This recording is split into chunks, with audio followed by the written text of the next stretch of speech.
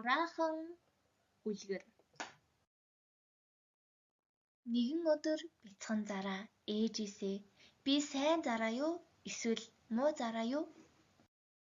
гэж асуужээ. Тэгтэл ай намтад зарааханд ингэж хэлжээ. "Мэлхий, чи тун сайн зараа. Намайг ваг ваг гэж дуулахад алга ташиж баяр хүргэсэн шүү дээ. Гэтэл үнэг, чи бол муу зараа.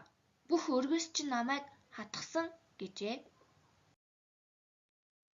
"Үнэнд бүйтгэг. Чи бол сайн амьтан. Намайг нуруунд дээрээ суулгаад гол гаргаж өгсөн" гэж шоргоолж хэлв. Хэдгэн "Зараахан, чи бол муу.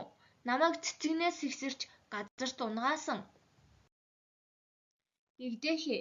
Үгүй үгүй. Тэр худлаа. Зараахан бол сайн.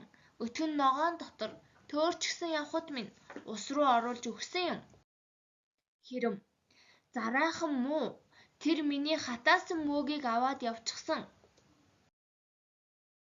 Тэгтэл бүжин туулай. "Намайг унтаж байхад над руу гитэж авсан үнэгийг зараахан хөөж явуулсан. Чи бол тун сайн зараа."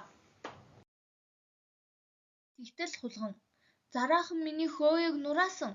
Бас оройг нь аваа явчихсан. Тэр тун муу амьтан." Амьтад ийхүү хэлцгээж гинэ.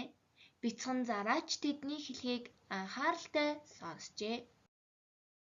Тэгээд ээжээсээ "Ингэхээр би чинь сайн муу хоёрын аль нь юм бэ?" гэхэд ээж нь "Чи бусдыг гомдоож байхдаа муу. Харин тэдэнд тус хүргэж баярлуулж байхдаа сайн" гэжээ.